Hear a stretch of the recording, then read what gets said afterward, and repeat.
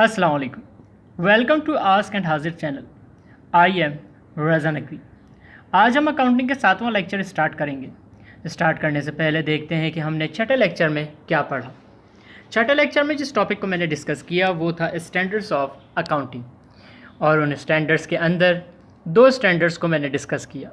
Number 1 gap यानी general acceptance accounting principles, और number 2 IFRS यानी इंटरनेशनल फाइनेंशियल रिपोर्टिंग स्टैंडर्ड। इसका लिंक नीचे डिस्क्रिप्शन में दे दिया गया है। आज जो टॉपिक मैं डिस्कस करूंगा वो है अकाउंटिंग साइकिल, जो कि अकाउंटिंग के सब्जेक्ट में सबसे इम्पोर्टेंट टॉपिक है और तकरीबन पूरी अकाउंटिंग इस पर डिपेंड करती है। अकाउंटिंग साइकिल में कुछ स्टेप्स हैं और इन स्टेप्स को समझने से पहले हम देखते हैं इसको साइकिल क्यों कहा जाता है।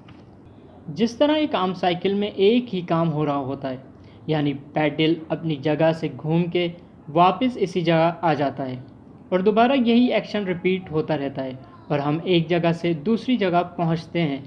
साइकिल चलाते वक्त हमें बहुत सी मुश्किलात भी पेश आती हैं, जैसे साइकिल का चलते चलते रुक जाना, टायर का पंचर हो जाना और या फिर कुछ और। जब हमें मुश्किलात पेश आती हैं तो हम साइकिल बनाने वाले के पास जाकर अपनी मुश्किलात को ठीक कराते हैं।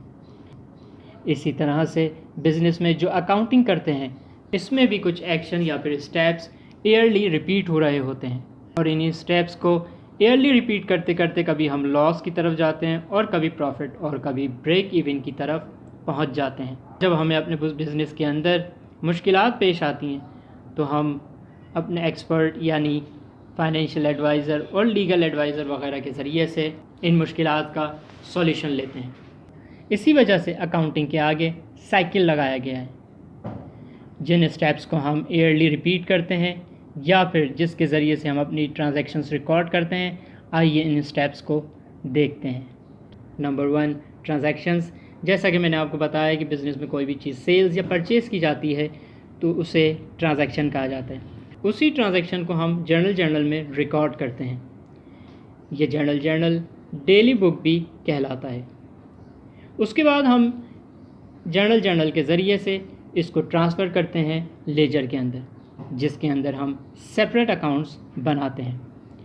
उन सेपरेट अकाउंट को बनाने के बाद हम इसको फॉरवर्ड करते हैं ट्रायल बैलेंस के अंदर, और ट्रायल बैलेंस के बाद जो हमारी एंट्रीज़ रह जाती हैं उनको एडजस्ट करते हैं, जो कि एडजस्टिंग एंट्रीज़ कहलाती हैं।